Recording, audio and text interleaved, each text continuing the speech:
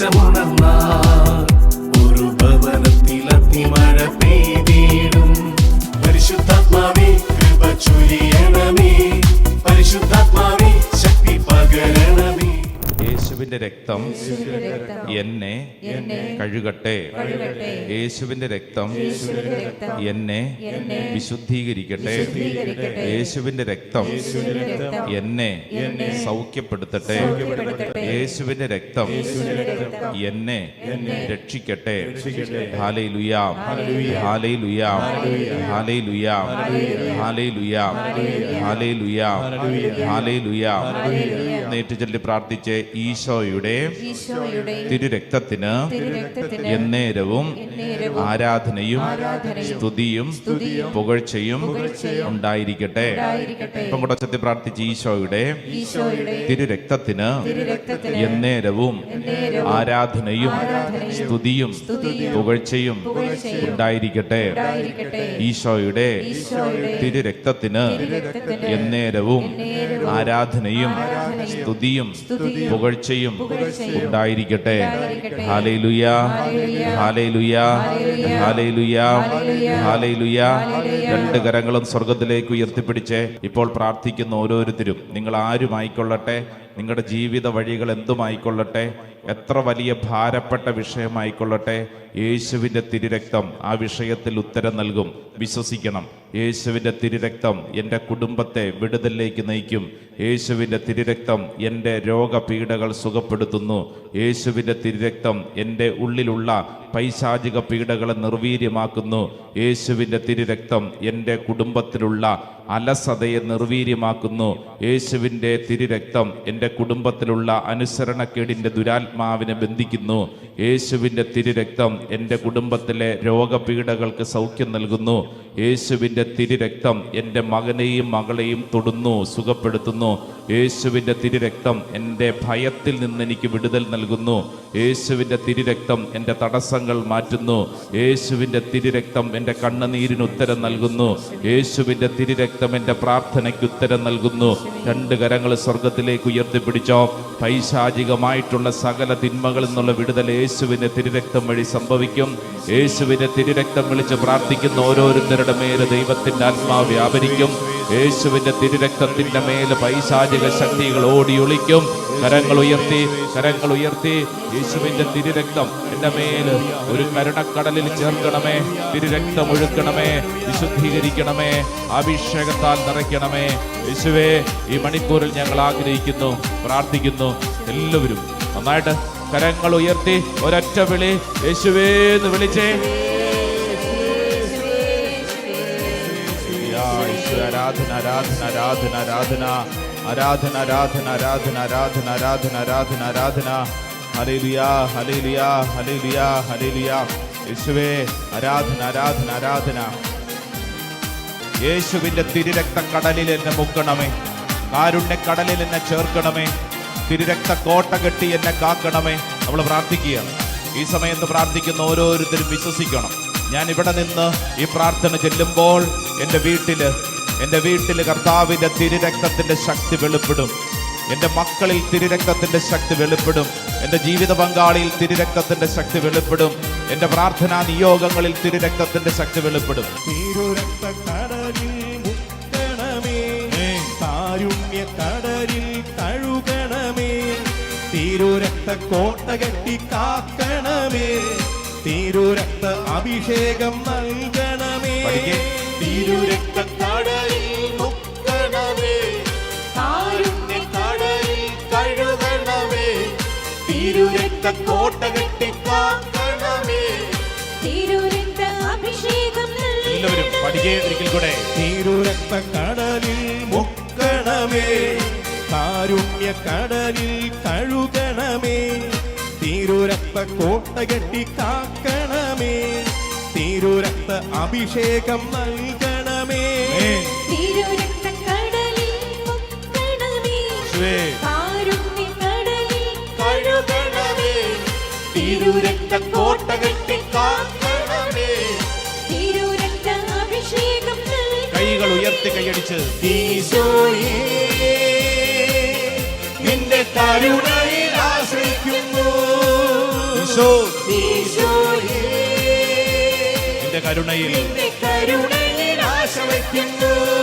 പഠിക്കേ. ഈശോയേ നിന്റെ കരുണയിൽ ആശ്രയിക്കുന്നു. ആമേൻ ആമേൻ. ഈശോയേ നിന്റെ കരുണയിൽ ആശ്രയിക്കുന്നു.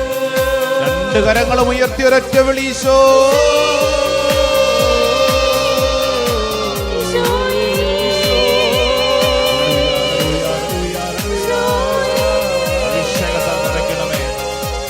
ഞങ്ങൾ വിശ്വസിച്ച് പ്രാർത്ഥിക്കുന്നു. തിരുരക്ത കോട്ട കെട്ടി ഞങ്ങളെ കാക്കണമേ. എല്ലാ തിന്മയുടെ നാരക ശക്തികളും അഴിയട്ടെ കർത്താവ്. എല്ലാ തിന്മയുടെ നാരക ശക്തികളും അഴിയട്ടെ. എന്റെ കുടുംബത്തെ കാലാകാലങ്ങളായി പീഡിപ്പിക്കുന്ന തിന്മയുടെ ശക്തികൾ അഴിയട്ടെ. എന്റെ വ്യക്തി ജീവിതത്തിൽ എന്നെ പീഡിപ്പിക്കുന്ന, അലസപ്പെടുത്തുന്ന, എന്റെ ജീവിതത്തെ ശല്യപ്പെടുത്തുന്ന എല്ലാ പൈശാചിക ശക്തികളും അഴിയട്ടെ. പ്രിയപ്പെട്ടവരെ, ഇന്ന് വളരെ പ്രധാനപ്പെട്ട ഈ വിഷയത്തെക്കുറിച്ച് തിരുവചനത്തിന്റെ വെളിച്ചത്തിൽ നമ്മൾ പ്രാർത്ഥിക്കുകയാണ്. Price the Lord. ഈ ശുശ്രൂഷ സമയത്ത് സാധിക്കുന്ന എല്ലാവരും തന്നെ ഈ ശുശ്രൂഷയിൽ പങ്കെടുക്കണം. ഈ വിഷയം ഒന്ന് കേൾക്കണം. അത് നമ്മളെ വ്യക്തിപരമായിട്ട് ഉറപ്പാണ്. ഈ യേശുവിൻ്റെ തിരുരക്തത്തെക്കുറിച്ച് പഠിക്കുമ്പോൾ അത് നമ്മളെ അത്രമേൽ അത് സൗഖ്യത്തിലേക്ക് നയിക്കും. ലക്ഷക്കണക്കിന് മനുഷ്യർ, പ്രത്യേകിച്ച് ഈ നാളുകളിൽ സൗഖ്യം പ്രാപിച്ചുകൊണ്ടിരിക്കുന്ന പ്രധാനപ്പെട്ട ഒരു വിഷയമാണ്. ഹല്ലേലൂയാ. സത്യം പറ, ഹല്ലേലൂയാ, ഹല്ലേലൂയാ. അതുകൊണ്ട് ഇത് കാണുന്ന ഒരു കലാപരിപാടി പോലെ ആരും പങ്കെടുക്കാനല്ല, മറിച്ച് നമ്മൾ ഇത് കേട്ടുകൊണ്ടിരിക്കുമ്പോൾ തന്നെ ഈശോയുടെ തിരുരക്തം എന്നെ കഴുകുന്നു വിശ്വസിച്ച് അത് പ്രാർത്ഥിക്കണം. Praise the Lord. ശ്രുതിപര ഹല്ലേലൂയാ. വലതുകര ഉയർത്തി ഹല്ലേലൂയാ, ഹല്ലേലൂയാ. സാധിക്കുന്നവര് വചനമൊക്കെ എഴുതിയെടുത്ത് പഠിക്കണം. വിശുദ്ധ ഗ്രന്ഥമൊക്കെ ഉള്ളവര് തുറന്നെടുത്ത് വചനമൊക്കെ വായിച്ച് പഠിക്കണം. ഹല്ലേലൂയാ, ഹല്ലേലൂയാ, ഹല്ലേലൂയാ, ഹല്ലേലൂയാ, ഹല്ലേലൂയാ, ഹല്ലേലൂയാ. പ്രിയപ്പെട്ട ദൈവജനമേ, ഞാൻ ഒരു ചെറുപ്പക്കാരനെ നിങ്ങളുടെ മുമ്പിൽ ഒന്ന് പരിചയപ്പെടുത്തുകയാണ്. കുറച്ച് നാളുകൾക്ക് മുമ്പ് ഈ ധ്യാന മന്ദിരത്തിൽ താമസിച്ചുള്ള ധ്യാനത്തിന് വന്ന ഒരു ചെറുപ്പക്കാരൻ ധ്യാനത്തിൻ്റെ ഒന്നാം ദിവസം രാത്രിയിൽ ഈ ചെറുപ്പക്കാരൻ വന്നിട്ട് പറഞ്ഞു, അച്ഛാ, ഞാൻ ധ്യാനത്തിൽ ഇവിടെ ഇരിക്കുന്നില്ല, ഞാൻ പോവാണ്. അപ്പം ഞാൻ ഇവനോട് ചോദിച്ചു, നീ എന്താ പോണേ? നല്ല മിടുക്കനായ ചെറുപ്പക്കാരനാണ് കണ്ടു കഴിഞ്ഞാൽ. അപ്പം അവൻ എന്നോട് പറഞ്ഞു ഉത്തരം, അച്ഛാ, ഞാൻ ഒത്തിരി ആഗ്രഹത്തോടു കൂടിയൊക്കെ വന്നത്, പക്ഷെ ഞാൻ ഈ പള്ളിയിൽ വന്നിട്ട് ഞാൻ ഈശോയെ നോക്കുമ്പോൾ, അൾത്താരയിലേക്ക് നോക്കുമ്പോൾ എനിക്ക് ഒരു പ്രകാശവും തോന്നുന്നില്ല. അച്ഛാ, കുരിശിൽ കിടക്കുന്ന ഈശോയൊക്കെ നോക്കിയിട്ട് എനിക്കൊരു സന്തോഷം തോന്നുന്നില്ല. എനിക്ക് വല്ലാത്ത ഭാരം. മൊത്തം ഇരുട്ടാണ്, മൊത്തം ഇരുട്ട്.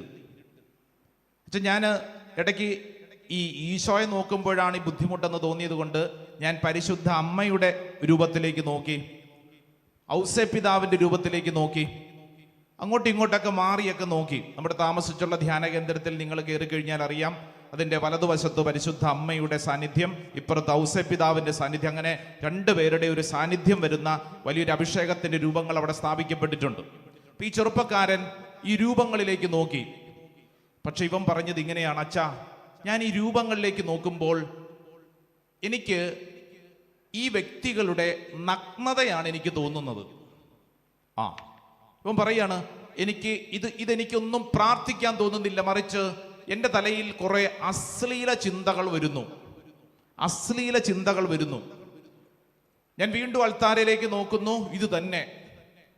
ഞാൻ അച്ഛാ, ഇവിടെ ഈ ധ്യാനത്തിന് ഉച്ച കഴിഞ്ഞപ്പോൾ വന്നപ്പോൾ മുതൽ ഈ സമയം വരെ എനിക്ക് ആരെ നോക്കിയാലും ഞാൻ കാണുന്നത് അവരുടെ നഗ്നതയാണ്. എനിക്ക് ഒരാളുടെ മുഖത്ത് നോക്കി സംസാരിക്കാൻ പറ്റുന്നില്ല, ഒരാളുടെ കണ്ണിൽ നോക്കി സംസാരിക്കാൻ പറ്റുന്നില്ല. ഞാൻ വല്ലാണ്ട് അസ്വസ്ഥനാണ്. അവൻ ഇങ്ങനെ പറഞ്ഞു തുടങ്ങിയപ്പോൾ അവൻ്റെ കണ്ണിൽ നിന്ന് കണ്ണുനീര് വരാൻ തുടങ്ങി. ഞാൻ പറഞ്ഞു, നീ ഇരിക്ക്, നമുക്ക് ഇച്ചിരി നേരം സംസാരിക്കാം. ഞാൻ സംസാരിച്ചു വന്നപ്പോൾ മനസ്സിലാക്കപ്പെട്ട വളരെ പ്രധാനപ്പെട്ട കാര്യം, ഇവന് ഈ പ്രശ്നം ധ്യാനകേന്ദ്രത്തിൽ വന്നപ്പോൾ മാത്രമല്ല, ഇവൻ കുറേ നാളായി അനുഭവിക്കുന്ന ഒരു പ്രശ്നമാണ്. ഇവൻ കരഞ്ഞുകൊണ്ട് പറയുകയാണ്, എൻ്റെ അപ്പൻ ചെറുപ്പത്തിൽ മരിച്ചുപോയി, എൻ്റെ അമ്മയും എൻ്റെ സഹോദരിയും. എൻ്റെ അമ്മയും എൻ്റെ സഹോദരിയും, എനിക്ക് അത്രയും പ്രിയപ്പെട്ടവരാണ് എൻ്റെ അമ്മയും സഹോദരിയും. എന്തൊരു സന്തോഷമായിരുന്നെന്നറിയോ ഞങ്ങളുടെ വീട്ടിൽ. എന്നാൽ കുറച്ച് നാളുകളായിട്ട് എൻ്റെ അമ്മയുടെ മുഖത്ത് നോക്കാൻ എനിക്ക് പറ്റുന്നില്ല, എൻ്റെ സഹോദരിയുടെ മുഖത്ത് നോക്കാൻ പറ്റുന്നില്ല. ഞാൻ വീട്ടിൽ മാക്സിമം സമയം ഉണ്ടാവാതിരിക്കാൻ ശ്രമിക്കുന്നു. ഇനി വന്നാൽ തന്നെ വാതിലടച്ച് ഞാൻ മുറിക്കകത്ത് കയറും. എനിക്ക് ഇവരുടെ മുഖത്തേക്ക് നോക്കാൻ പറ്റുന്നില്ല. കാരണം അവരുടെ മുഖത്ത് നോക്കുമ്പോൾ പോലും എനിക്ക് തോന്നുന്നത് നഗ്നതയാണ്. സ്വന്തം അമ്മയുടെയും സഹോദരിയുടെയും മുഖത്ത് പോലും നോക്കാൻ പറ്റുന്നില്ല. ഇവരിതിങ്ങനെ പറഞ്ഞിട്ട് ഏങ്ങലടിച്ച് കരഞ്ഞുകൊണ്ടിരിക്കുകയാണ്. ഞാൻ ഇവന്റെ കൈക്ക് പിടിച്ചിട്ട് പറഞ്ഞു, എൻ്റെ പൊന്നുമോനെ, കർത്താവ് നിന്നെ ഈ ആലയത്തിൽ കൊണ്ടുവന്നതല്ലേ? അപ്പൊ ഇവൻ എന്നോട് പറയാണ്, കർത്താവിന് പോലും എന്നെ വേണ്ടച്ചാ, എൻ്റെ ജീവിതം നശിച്ചു, എൻ്റെ ജീവിതം നശിച്ചു, ഞാൻ ഇങ്ങനെയൊക്കെയാണ് അച്ഛാ. ഇങ്ങനെ അച്ഛൻ വേറെ ആരെങ്കിലും കണ്ടിട്ടുണ്ടോ എന്ന് അറിഞ്ഞുകൂടാ, പക്ഷെ എൻ്റെ അവസ്ഥ ഇങ്ങനെയാണ്, എന്നെ ആർക്കും വേണ്ടച്ചാ, ഞാൻ ഈ ഒരു പീഡയ്ക്ക് അടിമയാണ്. ഞാൻ ഇവരോട് സംസാരിച്ചുകൊണ്ടിരുന്നപ്പോൾ എനിക്ക് മനസ്സിലാക്കപ്പെട്ട വളരെ പ്രധാനപ്പെട്ട കാര്യം, മൊബൈൽ ഫോണിന്റെ അമിത ഉപയോഗത്തിലേക്ക് ഈ ചെറുപ്പക്കാരൻ മാറി. ഇവൻ എന്നോട് പറഞ്ഞു, അച്ഛാ കയ്യിൽ മൊബൈലുണ്ട്, ഇന്റർനെറ്റ് ഉണ്ട്. ഞാൻ കുറേ കാര്യങ്ങൾ മൊബൈലിലേക്ക് ആദ്യ നാളുകൾ കണ്ട് സാവധാനം ഞാൻ ചെന്നത് അശ്ലീല ചിത്രങ്ങളും അശ്ലീല വീഡിയോകളും ഒക്കെ വരുന്ന വെബ്സൈറ്റുകൾ ഞാൻ സന്ദർശിക്കാൻ തുടങ്ങി. അച്ഛാ ഞാനിപ്പോൾ അതിനടിമയാണ്. അച്ഛനോട് ഞാൻ പറഞ്ഞില്ല, എൻ്റെ വീട്ടിൽ ചെന്ന് കഴിഞ്ഞാൽ ഞാൻ വാതിലടച്ച് മുറിക്കകത്താണ്. അച്ഛാ ഞാൻ ഇതാണ് കണ്ടുകൊണ്ടിരിക്കുന്നത്, അശ്ലീല സൈറ്റുകൾ, പോൺ സൈറ്റുകളും അശ്ലീല വീഡിയോയും ഒക്കെ ഇതിങ്ങനെ കണ്ടുകൊണ്ടിരിക്കുക. അച്ഛാ എൻ്റെ ഉള്ളിൽ രക്ഷപ്പെടണമെന്ന് ആഗ്രഹമൊക്കെ ഉണ്ട് ചില സമയത്ത്, പക്ഷെ വീണ്ടും വീണ്ടും വീണ്ടും ഞാൻ ഇങ്ങനെ കാണും. എന്നെ കേൾക്കുന്ന എൻ്റെ പ്രിയപ്പെട്ടവരെ, വളരെ ശ്രദ്ധിച്ച് പഠിക്കേണ്ട ഒരു പ്രധാനപ്പെട്ട കാര്യം, ഈ ചെറുപ്പക്കാരൻ ഇപ്പോൾ സംഭവിച്ചുകൊണ്ടിരിക്കുന്ന കാര്യം എന്താണ്? ഇവൻ കണ്ട കാര്യങ്ങൾ ഇവന്റെ തലയ്ക്കകത്ത് ഇങ്ങനെ കയറിയിരിക്കുകയാണ്. ശ്രദ്ധിച്ചു പഠിച്ചോണേ, ഇതൊക്കെ നമുക്ക് എല്ലാവർക്കും സംഭവിക്കുന്ന ഒരു കാര്യമായതുകൊണ്ടാണ് ഞാനിത് പറയുന്നത്. അതായത് ഈ ചെറുപ്പക്കാരൻ കണ്ട കാര്യങ്ങൾ ഇവന്റെ തലയ്ക്കകത്തിരിക്കുന്നു. ആ തലയ്ക്കകത്തിരിക്കുന്നതനുസരിച്ചാണ് ഇവൻ ഇന്ന് ഒരാളെ കാണുന്നത്. അമ്മയെ നോക്കുമ്പോൾ അവൻ അശ്ലീലത തോന്നുന്നുണ്ടെങ്കിൽ കാരണം അവൻ ഇങ്ങനെയുള്ള കാര്യങ്ങൾ അശ്ലീലത കണ്ട് വിശുദ്ധമായി അവന് ഒരു കാര്യത്തെയും കാണാൻ പറ്റുന്നില്ല. പ്രത്യേകിച്ച് ഈ കാലഘട്ടത്തിൽ മൊബൈൽ ഫോണിലൊക്കെ നമ്മൾ ഒത്തിരി കാര്യങ്ങൾ കാണുന്നു. നല്ല കാര്യങ്ങൾ ഒത്തിരിയുണ്ട്, പക്ഷെ ശ്രദ്ധിക്കേണ്ട കാര്യം, അനേക ചെറുപ്പക്കാരെന്ന് മാത്രമല്ല മുതിർന്നവർ പോലും ഈ കാലഘട്ടത്തിൽ വലിയൊരു അടിമത്തത്തിലേക്ക് പോകുന്നത് ഇങ്ങനെയുള്ള കാര്യങ്ങൾ രഹസ്യമായി കണ്ട് ആരും കാണുന്നില്ലല്ലോ.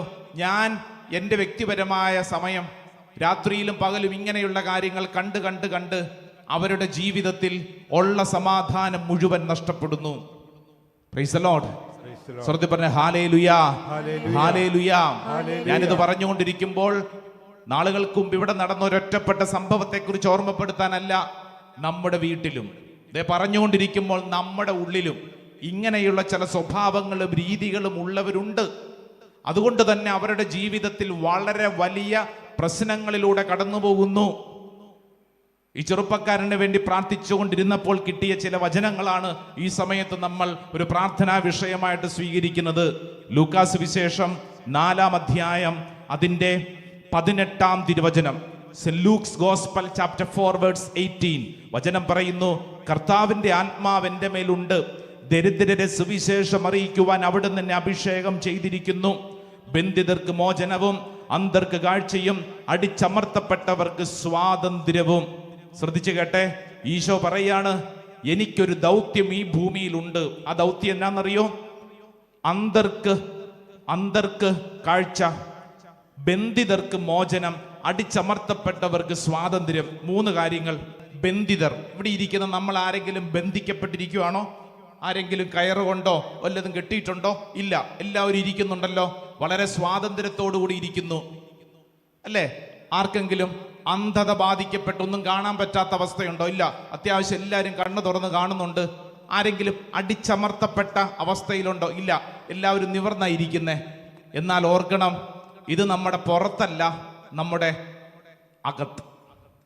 ഇത് നമ്മുടെ അകത്ത് അനുഭവിക്കുന്ന ഒരു കാര്യമാണ്. നമ്മുടെ അകത്ത് അനുഭവിക്കുന്ന ബന്ധനം പല വഴികളിൽ ബന്ധനം നമ്മുടെ ഉള്ളിൽ അനുഭവപ്പെടുന്നു.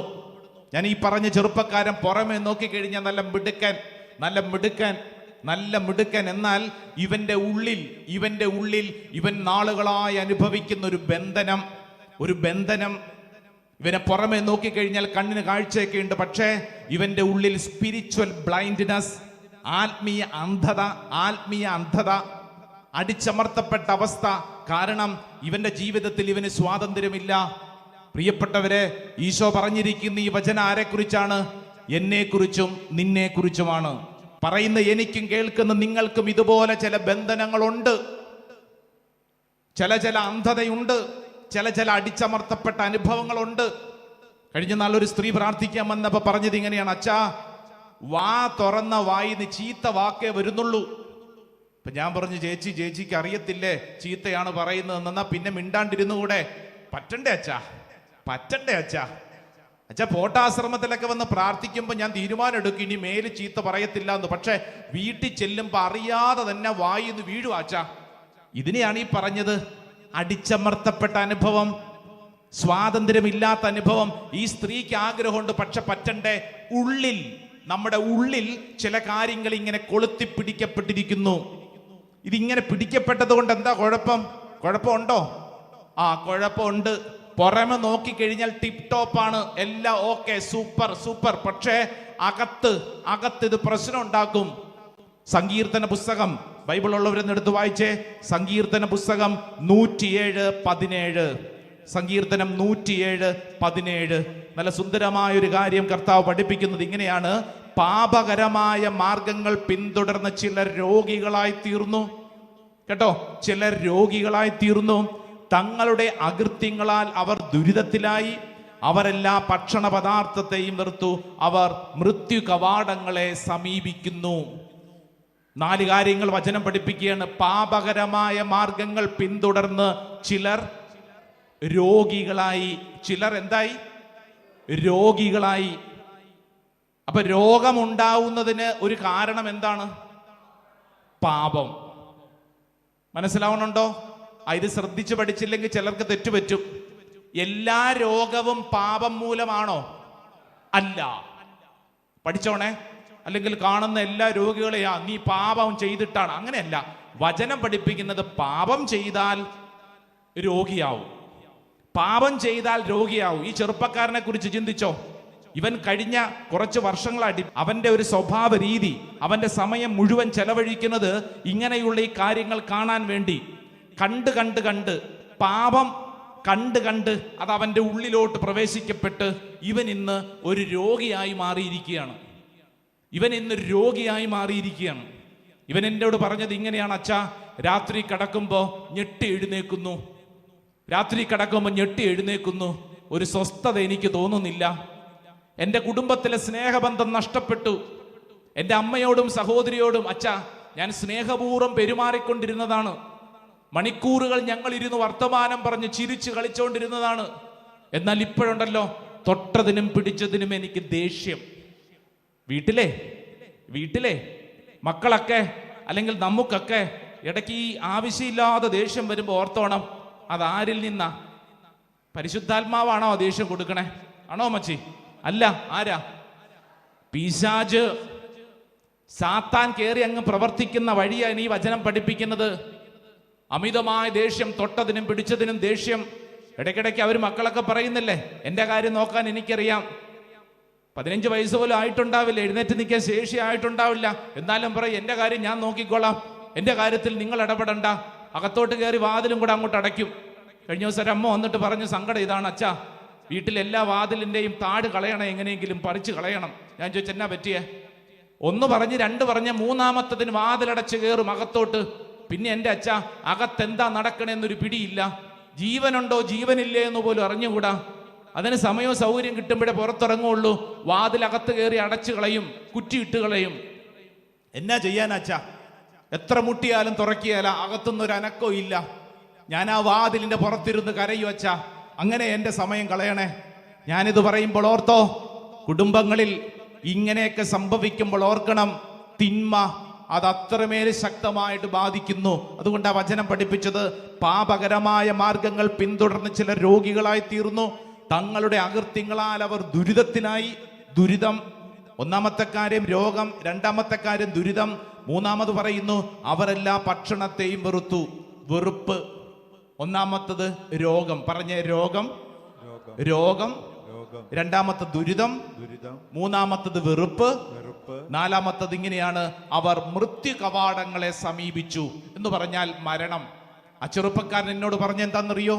അച്ഛാ, എനിക്കിപ്പോ തോന്നുന്നത് ആത്മഹത്യ ചെയ്തേക്കാം. എൻ്റെ വീട്ടിൽ എനിക്ക് സ്വസ്ഥതയില്ല, എൻ്റെ അമ്മയോടും എൻ്റെ സഹോദരിയോട് പോലും സ്നേഹപൂർവ്വം പെരുമാറാൻ പറ്റുന്നില്ല. ദേ ഈ പോട്ട ആശ്രമത്തിൽ വന്ന് പ്രാർത്ഥിക്കാൻ നോക്കിയിട്ട് എനിക്ക് പറ്റണില്ല. ഞാൻ വല്ലാത്തൊരു അടിമത്തത്തിലാണ്. എന്നാ പിന്നെ ചത്തേക്കാം. ദേ വചനം പറയുന്നു, അവർ മൃത്യു കവാടങ്ങളെ സമീപിച്ചു എന്ന് പറഞ്ഞാൽ മരണത്തെക്കുറിച്ച് പോലും ചിന്തിക്കുന്നു. ഈ ദുരിതങ്ങളൊക്കെ സംഭവിക്കുമ്പോൾ നമ്മൾ പഠിക്കേണ്ട ഒരു പ്രധാനപ്പെട്ട കാര്യം, ഇതിൽ നിന്ന് എങ്ങനെ രക്ഷപ്പെടാം, ഇതിൽ നിന്ന് എങ്ങനെ രക്ഷപ്പെടാം.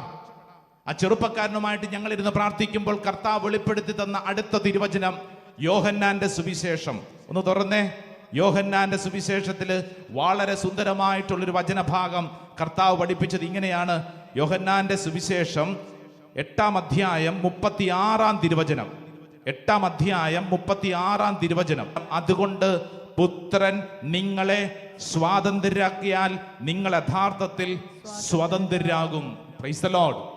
ഹല്ലേലൂയ. പുത്രൻ യേശു ക്രിസ്തു നിന്നെ സ്വാതന്ത്ര്യത്തിലേക്ക് നയിക്കും. ആര്? ഒച്ചത്തിപ്പറ, ആര്? യേശു ക്രിസ്തു. ഞാൻ അവന്റെ കൈക്ക് പിടിച്ച് മുറുക്കി പിടിച്ചിട്ട് പറഞ്ഞു, എൻ്റെ പൊന്നു മോനെ, കർത്താവാണ് നിന്നെ ഇപ്പോൾ ആശ്രമത്തിൽ കൊണ്ടുവന്നത്. ഈ ഭൂമിയിൽ നിനക്ക് രക്ഷപ്പെടാനുള്ള ഏറ്റവും വലിയൊരു അടയാളമാണ് കർത്താവ് നിന്നെ ഇവിടെ കൊണ്ടുവന്നത്. ഓൺലൈനിലേക്ക് പങ്കെടുക്കുന്നവർ ശ്രദ്ധിച്ച്, അല്ലെങ്കിൽ നിങ്ങൾ ഇത് കേൾക്കേണ്ടവരൊന്നും അല്ലെന്ന്. നിങ്ങൾ ഇവിടെ ഇരിക്കുന്നുണ്ടെങ്കിൽ അത് കർത്താവ് കൊണ്ടുവന്നതാണ്, കർത്താവ് തെരഞ്ഞെടുത്തതാണ്. കർത്താവിന്റെ വചനം പഠിപ്പിക്കുന്നത് നിന്നെ സ്വാതന്ത്ര്യത്തിലേക്ക് നയിക്കാൻ. ഇന്ന് നീ അനുഭവിക്കുന്ന ഈ പ്രശ്നങ്ങൾക്ക് പരിഹാരം സ്വാതന്ത്ര്യം, ഫ്രീഡം. സ്വാതന്ത്ര്യം യേശുവിലൂടെ മാത്രം. ഒച്ചത്തിൽ പറഞ്ഞേ, സ്വാതന്ത്ര്യം യേശുവിലൂടെ മാത്രം. പറഞ്ഞേ, സ്വാതന്ത്ര്യം യേശുവിലൂടെ മാത്രം. വലതുകര ഉയർത്തി പറഞ്ഞേ, സ്വാതന്ത്ര്യം യേശുവിലൂടെ മാത്രം. സ്വാതന്ത്ര്യം യേശുവിലൂടെ മാത്രം. സ്വാതന്ത്ര്യം യേശുവിലൂടെ മാത്രം. സ്വാതന്ത്ര്യം യേശുവിലൂടെ മാത്രം. രക്ഷ യേശുവിലൂടെ മാത്രം. രക്ഷ യേശുവിലൂടെ മാത്രം. വിടുതൽ യേശുവിലൂടെ മാത്രം. വിടുതൽ യേശുവിലൂടെ മാത്രം. Hallelujah, hallelujah, hallelujah, hallelujah, hallelujah. Hallelujah. പ്രിയപ്പെട്ടവരെ, ഈ വലിയ ഒരു രഹസ്യം നമ്മൾ ഇന്ന് അനുഭവിക്കുന്ന ഏത് തകർച്ചയായിക്കൊള്ളട്ടെ, ഇതിന് യേശുവിലൂടെയാണ് രക്ഷ. ഇത് മനസ്സിലാക്കി തരാൻ കർത്താവ് ആ ചെറുപ്പക്കാരന്റെ കൂടെ ഇരുന്ന് പ്രാർത്ഥിച്ചപ്പോൾ വെളിപ്പെടുത്തിയ മൂന്നാമത്തെ തിരുവചനമാണ് നമ്മൾ ഇന്ന് ധ്യാനിക്കുന്നത്. അത് വിശുദ്ധ പൗലോസ് ശ്ലീഹ എഫേസ്യർക്ക് എഴുതിയ ലേഖനം 1-ാം അധ്യായം 7-ാം തിരുവചനം. എല്ലാവരും ബൈബിൾ ഒന്ന് തുറന്നേ. Saint Paul's letter to Ephesians chapter 1 verse 7. എഫേസ്യർക്ക് എഴുതിയ ലേഖനം 1-ാം അധ്യായം 7-ാം തിരുവചനം. വചനം ഇങ്ങനെയാണ്: അവിടുത്തെ കൃപയുടെ സമൃദ്ധിക്കൊത്ത് നമുക്ക് ക്രിസ്തുവിൽ പാപമോചനവും അവന്റെ രക്തം വഴി രക്ഷയും കൈവന്നിരിക്കുന്നു. വലതുകര ഉയർത്തി നേറ്റു പറഞ്ഞേ, അവിടുത്തെ, ഒച്ചത്തിൽ പറഞ്ഞ കേട്ടോ, അവിടുത്തെ കൃപയുടെ സമൃദ്ധിക്കൊത്ത് നമുക്ക് ക്രിസ്തുവിൽ പാപമോചനവും അവന്റെ രക്തം വഴി രക്ഷയും കൈവന്നിരിക്കുന്നു. ഈ വചനം വായിച്ച ഉടനെ ഞാൻ ആ ചെറുപ്പക്കാരനോട് പറഞ്ഞ പ്രധാനപ്പെട്ട കാര്യം, എടാ നീ നല്ലൊരു കുമ്പസാരം നടത്തണം. നിനക്കിപ്പോ ധ്യാന കേന്ദ്രത്തിൽ നിന്ന് ഓടിപ്പോകാനാ തോന്നണം. ഇത് പിശാചിന്റെ പണിയാടാ. നമ്മൾ നന്നാവുന്നത് പിശാചിന് ഇഷ്ടമല്ലെന്ന്. അതുകൊണ്ടാണ് ആ ചെറുപ്പക്കാരൻ 1-ാം ദിവസം വന്നിട്ട് ഞാൻ പോവാ, ഞാനിവിടെ ഇരിക്കുന്നില്ല, ഞാൻ രക്ഷപ്പെടിയല്ല. ഇതിങ്ങനെ തലയ്ക്കകത്ത് ഇങ്ങനെ പറഞ്ഞുകൊണ്ടിരിക്കും. ചിലരുടെ ഉള്ളിൽ ഇങ്ങനെ പറഞ്ഞുകൊണ്ടിരിക്കും. നിങ്ങളുടെ വീട്ടിൽ ഇതുപോലെ പറയുന്ന ആരെങ്കിലും ഉണ്ടെങ്കിൽ അവനെ പിടിച്ചോണ്ട് വരണം. ചിലർ പറയും, ഞാൻ രക്ഷപ്പെടുത്തുന്നില്ല, ഞാൻ ഇങ്ങനെയായിപ്പോയി, പണ്ടേ ഇങ്ങനെയാ, ഇനി എന്നതാ, ഇങ്ങനെ നെഗറ്റീവ് പറയും. അവരോട് പറഞ്ഞു കൊടുക്കണം, യേശുവിലൂടെ നിനക്ക് രക്ഷയുണ്ട്. അതിനാദ്യം എന്ത് ചെയ്യണം? നീ വചനം കേൾക്കണം. എന്നിട്ട് എന്ത് ചെയ്യണം? യേശുവിന്റെ രക്തം വഴിയുള്ള സൗഖ്യം നീ അനുഭവിക്കണം. അതിന് ചെയ്യേണ്ട പ്രധാനപ്പെട്ട കാര്യമാണ് നന്നായിട്ടൊന്ന് കുമ്പസാരിക്കണം. അതാണ് വചനം പറയുന്നത്, ക്രിസ്തുവിൽ പാപമോചനവും. നമ്മൾ ആദ്യം പറഞ്ഞല്ലോ, സ്വാതന്ത്ര്യം. അതെങ്ങനെയാ? നല്ലൊരു കുംഭസാരം നടത്തണം. ഞാൻ ആ ചെറുപ്പക്കാരനെ ഈ ധ്യാന മന്ദിരത്തിൽ അവിടെ പിടിച്ചിരുത്തി. എന്നിട്ട് അവനോട് പറഞ്ഞത് എന്താണെന്നറിയോ? നീ ഈ ദിവസങ്ങളിൽ വചനം കേൾക്കുക, എന്നിട്ട് ഒരു നോട്ട് ബുക്കിൽ നീ വെറുതെ കുറിക്കണം. അവൻ ചോദിച്ചു, എന്നതാ കുറിക്കണ്ടേ? എടാ, നീ എത്ര നാളായി ഈ തരത്തിലുള്ള പാപബന്ധനത്തിന് അടിമയായിട്ട്? എത്ര നാളായി? അവൻ പറഞ്ഞു, അച്ഛാ അത് കുറെ നാളായി. ഞാൻ പറഞ്ഞു, അങ്ങനെ പറഞ്ഞിട്ട് കാര്യമില്ല, നീ വെറുതെ ഇങ്ങനെ കുറിക്കണം. എന്നിട്ട് ഇങ്ങനെയുള്ളത് കാണാൻ തുടങ്ങിയിട്ട് എത്ര നാളായി? ഇത് ഇങ്ങനെയുള്ള ഈ അശ്ലീല ചിത്രങ്ങൾ ഇതിനൊക്കെ ഒരു ഉറവിടമുണ്ട്, ഒരു റൂട്ടുണ്ട്, അത് കണ്ടുപിടിക്കണം. എന്നിട്ട് അതിങ്ങനെ എഴുതണം, ഒരു പേപ്പറിൽ ഇതിങ്ങനെ എഴുതണം. എത്ര നാളായി? കുറേ മണിക്കൂറുകൾ ഈശോയുടെ മുമ്പിൽ ഇരുന്നിട്ടാണ് അവൻ കണ്ടെത്തിയത്. ഞാൻ ഓർക്കുന്നുണ്ട്, ഒരു മദ്യപാനി, ധ്യാനിക്കാൻ വന്നൊരു മദ്യപാനി, ഇടുക്കി ജില്ലയിൽ നിന്ന് വന്നൊരു ചേട്ടനാണ്. എനിക്ക് തോന്നുന്നു 60-60 വയസ്സ് പ്രായമുള്ള ചേട്ടൻ. അദ്ദേഹം ഇവിടെ വന്ന് പറഞ്ഞു, അച്ഛാ ഞാൻ കുറെ നാളായി ഇങ്ങനെ ആച്ചാ, രക്ഷപ്പെടണമെന്നൊക്കെ ഉണ്ട്, പക്ഷേ ഇത് പറ്റണില്ല അച്ഛാ, രക്ഷപ്പെടണമെന്നൊക്കെ ഉണ്ട്, പക്ഷെ പറ്റണില്ല. ഞാൻ പറഞ്ഞു, ചേട്ടൻ കുമ്പസാരിച്ചോ? കുമ്പസാരിച്ചു. ഞാൻ ചോദിച്ചു, എന്നതാ കുമ്പസാരിച്ചേ? അതിപ്പോ ഞാൻ കള്ള് കുടിക്കുന്നു. അത് പറഞ്ഞിട്ട് കാര്യമില്ല, എത്ര നാളായി കുടിക്കാൻ തുടങ്ങിയിട്ട്? അപ്പൊ അത് ഞാൻ പറഞ്ഞു, അതിപ്പോ കുറെ നാളായി. അങ്ങനെ പറഞ്ഞിട്ട് കാര്യമില്ലെന്ന്, കണ്ടുപിടിക്കണം ഈശോയുടെ മുമ്പിൽ ഇരുന്നോണ്ട്. അപ്പൊ അയാൾ എന്നെ നോക്കി ചിരിച്ചു. അതെങ്ങനെ കണ്ടുപിടിക്കുക വെച്ചാ, ഇത് പണ്ട് മുതൽ തുടങ്ങിയ ഒരു സ്വഭാവം, ഇത് എപ്പോഴോ കയറി വന്നു. ഞാൻ പറഞ്ഞു, ഈശോയുടെ മുമ്പിൽ ഇരുന്ന് കണ്ടുപിടിക്ക്, ഈശോ പറഞ്ഞു തരും. അയാൾക്കൊരു നോട്ട് ബുക്കും പേനായി കൊടുത്തു കഴിഞ്ഞിട്ട് എനിക്ക് തോന്നുന്നത് ഒരു ദിവസം രാവിലെ ഇരിക്കാൻ തുടങ്ങി, വൈകുന്നേരം ആയപ്പോൾ വന്നിരിക്കുകയാണ്, അച്ഛാ 7ാം ക്ലാസ്സിൽ പഠിക്കുമ്പോഴാണ് ഞാൻ ആദ്യമായിട്ട് മദ്യപിച്ചത്. 7ാം ക്ലാസ്സിൽ പഠിക്കുമ്പോൾ. ഇപ്പൊ ഇന്ന് 60 വയസ്സിൽ അത് കഴിഞ്ഞിട്ടുണ്ട്. ഞാൻ പറഞ്ഞു, ചേട്ടാ 7ാം ക്ലാസ്സിൽ കയറി ഒരു പൈശാചിക പീഡയാണ്.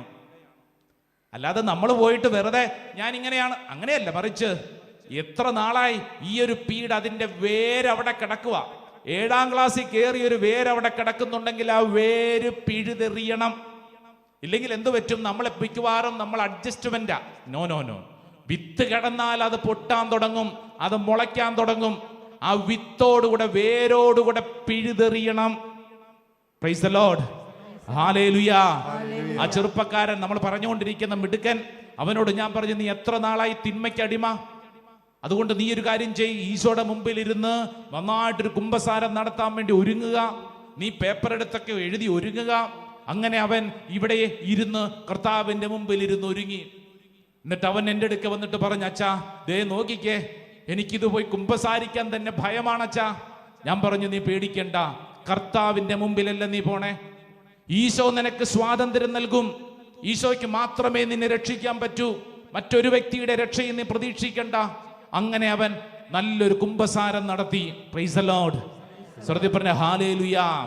അതാണ് വചനം. ക്രിസ്തുവിൽ പാപമോചനവും, ക്രിസ്തുവിൽ പാപമോചനവും. രണ്ടാമത്തെ കാര്യം എന്താണെന്നറിയോ?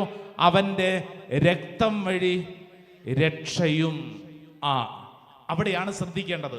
കുമ്പസാരിക്കുന്നവരാണ്.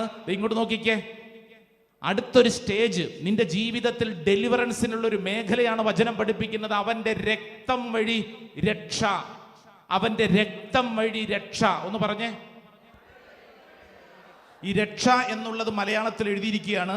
അതിന്റെ റൂട്ട് വേർഡ് നമ്മൾ പരിശോധിച്ചാൽ, അതിന്റെ യഥാർത്ഥ വേർഡ് പരിശോധിച്ചു കഴിഞ്ഞാൽ എഴുതിയിരിക്കുന്നത് റിഡംഷൻ എന്നാണ്. റിഡംഷൻ എന്ന് പറഞ്ഞാൽ അർത്ഥം വീണ്ടെടുപ്പ് എന്ന് പറഞ്ഞ, വീണ്ടെടുപ്പ്, വീണ്ടെടുക്കുക എന്ന് പറഞ്ഞ, വീണ്ടെടുക്കുക. വീണ്ടെടുപ്പ് എന്ന് പറഞ്ഞ അർത്ഥം എന്താ? ഒരു കാര്യം നമുക്കുണ്ടായിരുന്ന നഷ്ടപ്പെട്ടു പോയി, അത് നമ്മൾ വീണ്ടും തിരിച്ചു പിടിക്കുന്നു. അതാണ് അതിന്റെ അർത്ഥം. Paying back. നമ്മൾ വില കൊടുത്ത് ഒരു കാര്യം തിരിച്ചു പിടിക്കുന്നു. നഷ്ടപ്പെട്ട ഒരു കാര്യം വില കൊടുത്ത് തിരിച്ചു പിടിക്കുന്നു.